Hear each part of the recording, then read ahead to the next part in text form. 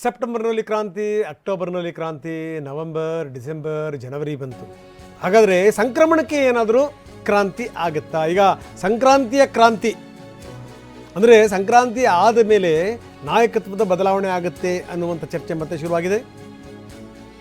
ಇದಕ್ಕೆ ತಕ್ಕ ಹಾಗೆ ಏನು ಹೊಸದಲ್ಲ, ಇದು ಪ್ರಶ್ನೆ ಬೇರೆ. ಆದರೆ ಖರ್ಗೆ ಅವರ ಜೊತೆಗೆ ಡಿ ಕೆ ಶಿವಕುಮಾರ್ ಕೂಡ ಮಾತಾಡಿದ್ದಾರೆ 45 ನಿಮಿಷಗಳ ಕಾಲ. ಹೈಕಮಾಂಡ್ ಯಾವಾಗ ಬೇಕಾದರೂ ಬುಲಾವ್ ಹೇಳಬಹುದು ನಾಯಕರಿಗೆ ಅನ್ನುವಂಥ ಮಾತುಗಳು ಕೂಡ ಕೇಳಿಬರ್ತಾ ಇವೆ. ಕೇಳಿದ್ದಾರೆ ಪತ್ರಕರ್ತರು, ಯಾವಾಗಾದರೂ ಕರಿತೀರ ನೀವು ಅಂತ. ಹಾಂ, ಅಗತ್ಯ ಇದ್ದ ಕರಿತೀವಿ ಅಂತ ಒಂದು ಸಾಲಿನ ಉತ್ತರವನ್ನು ಖರ್ಗೆ ಅವರು ಕೊಟ್ಟಿದ್ದಾರೆ. ಈ ಬದಲಾವಣೆ ಕಾಲ ಇದೆಯಲ್ಲ, ಅದನ್ನು ಹೇಳ್ತಾನೇ ಇದ್ದೀವಿ. ಎಲ್ಲವೂ ಕೂಡ ಈ ಊಟಕ್ಕೆ ತಿಂಡಿಗೆ ಹೋಗಿ ಬಂದಾದ ಮೇಲೆ ಎಲ್ಲವೂ ಒಂದು ನಿರ್ಧಾರಕ್ಕೆ ಬಂದುಬಿಟ್ಟಿದ್ದಾರೆ. ಇನ್ಯಾರೋ ಹಠ ಮಾಡಲ್ಲ ಅನ್ನುವಂಥ ಮಾತುಗಳು ಕೂಡ ಕೇಳಿಬಂದವು. ಆದರೆ ಎಲ್ಲವೂ ಕೂಡ ಉಲ್ಟಾ ಹೊಡಿತು. ಅವರು ಅವರ ನಿಲುವಿಗೆ, ಇವರು ಇವರ ನಿಲುವಿಗೆ ಬದ್ಧರಾದರು. HAL ತನಕ ಜೊತೆಯಾಗಿ ಖರ್ಗೆ ಅವ್ರ ಜೊತೆಗೆ ಹೋಗಿದ್ದರು. ಡಿ ಕೆ 45 ನಿಮಿಷ ಮಾತುಕತೆ ಮಾಡಿದ್ದಾರೆ. ಜೊತೆಗೆ ಕಲಬುರಗಿಗೂ ಕೂಡ ಒಂದೇ ವಿಮಾನದಲ್ಲಿ ಹೋಗಿದ್ದಾರೆ.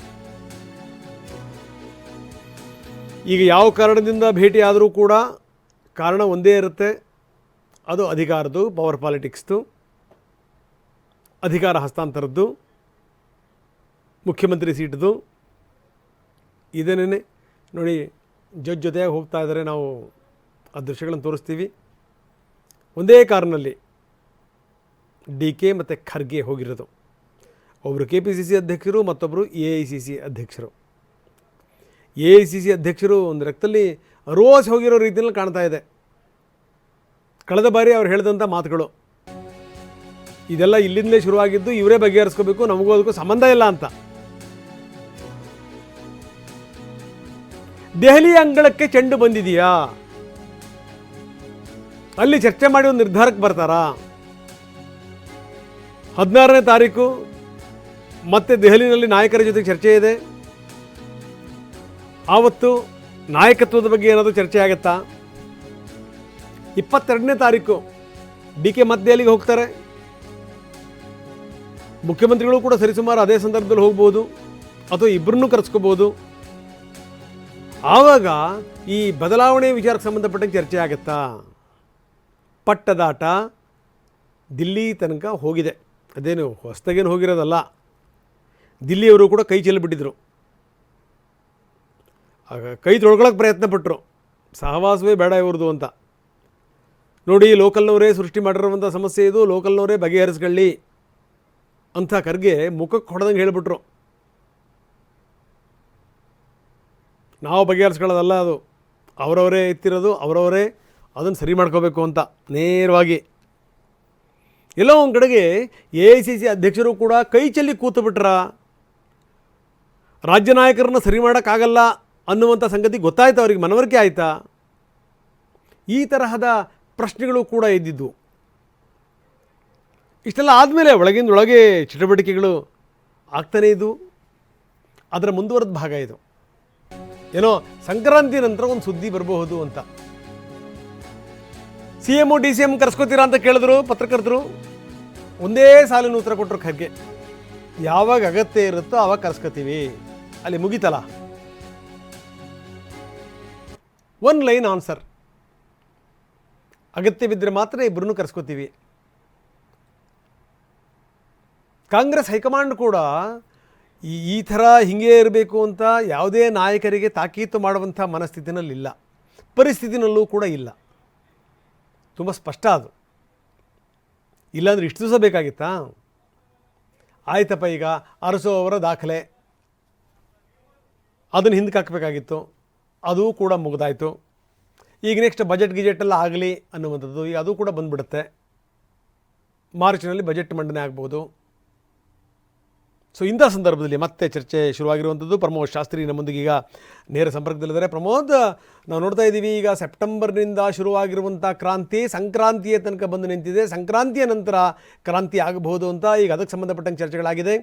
ನಾಯಕರು ಒಬ್ರಿಗೊಬ್ಬರು ಕಾರಲ್ಲಿ ಹೋಗ್ತಾ ಇದ್ದಾರೆ, ಒಟ್ಟೊಟ್ಟಿಗೆ ವಿಮಾನದಲ್ಲಿ ಹೋಗ್ತಾ ಇದ್ದಾರೆ. KPCC ಅಧ್ಯಕ್ಷರು ಮತ್ತು AICC ಅಧ್ಯಕ್ಷರು ಇದೇ ಚರ್ಚೆ ಆಗಿದೆ ಅಂತ ನಾವು ಕೂಡ ಹೇಳ್ತಾ ಇದ್ದೀವಿ. ಚರ್ಚೆ ದೊಡ್ಡ ಪ್ರಮಾಣದಲ್ಲಿ ನಡೀತಾ ಇದೆ ಅನ್ನುವಂಥದ್ದು. ಏನು ನಡೀತಾ ಇದೆ ಕಾಂಗ್ರೆಸ್ನ ವಲಯದಲ್ಲಿ ಪ್ರಮೋದ್?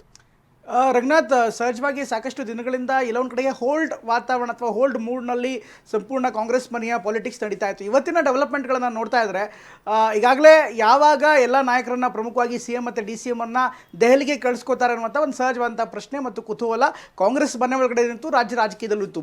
ಇವತ್ತು ಮತ್ತೊಮ್ಮೆ AICC ಅಧ್ಯಕ್ಷ ಮಲ್ಲಿಕಾರ್ಜುನ್ ಖರ್ಗೆ ಅವ್ರನ್ನ ಸುಮಾರು 45 ನಿಮಿಷಗಳ ಕಾಲ DK ಶಿವಕುಮಾರ್ ಅವರು ಪ್ರತ್ಯೇಕವಾಗಿ ಮಾತುಕತೆಯನ್ನು ಮಾಡಿದ್ದಾರೆ. ಮೀಟಿಂಗ್ಗಳ ಮೇಲೆ ಮೀಟಿಂಗ್ ಆಗಿದೆ. ಇಲ್ಲಿ ಎರಡು ವಿಚಾರ ಇದೆ. ಒಂದು ಪವರ್ ಪಾಲಿಟಿಕ್ಸ್ ಒಂದು ಕಡೆಗೆ ಇದ್ದರೆ, ಇನ್ನೊಂದು ಕಡೆಗೆ ಕ್ಯಾಬಿನೆಟ್ ರೀಶಫಲ್ ಬಗ್ಗೆ CM ಬಣ ಅಥವಾ ಸಿದ್ದರಾಮಯ್ಯನವರ ಬಣ ನಿರಂತರವಾಗಿ ಒತ್ತಡವನ್ನು ಹಾಕ್ತಾ ಇದೆ.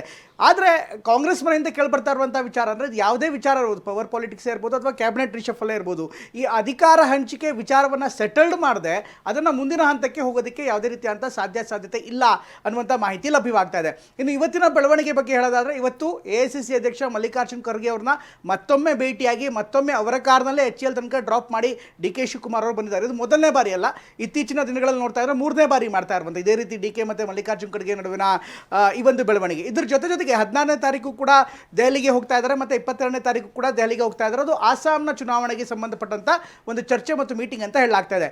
ಇಂಟ್ರೆಸ್ಟಿಂಗ್ಲಿ ರಂಗನಾಥ್, ಈ ಆಸಾಂನ ಉಸ್ತುವಾರಿಯಾಗಿ ಕೆಲಸ ಮಾಡ್ತಾ ಇರುವಂಥವರು ಕೂಡ ಪ್ರಿಯಾಂಕಾ ಗಾಂಧಿ ಅವರು. ಅಂದರೆ ಪ್ರಿಯಾಂಕಾ ಗಾಂಧಿ ಅವರೇ ಆಸಾಂನ ಪ್ರಧಾನ ಕಾರ್ಯದರ್ಶಿಯಾಗಿ, ಅಂದರೆ ಉಸ್ತುವಾರಿ ಪ್ರಧಾನ ಕಾರ್ಯದರ್ಶಿಯಾಗಿ ಕೆಲಸ ಮಾಡ್ತಿದ್ದಾರೆ. ಚುನಾವಣಾ ಉಸ್ತುವಾರಿ ಕೂಡ ಹೌದು.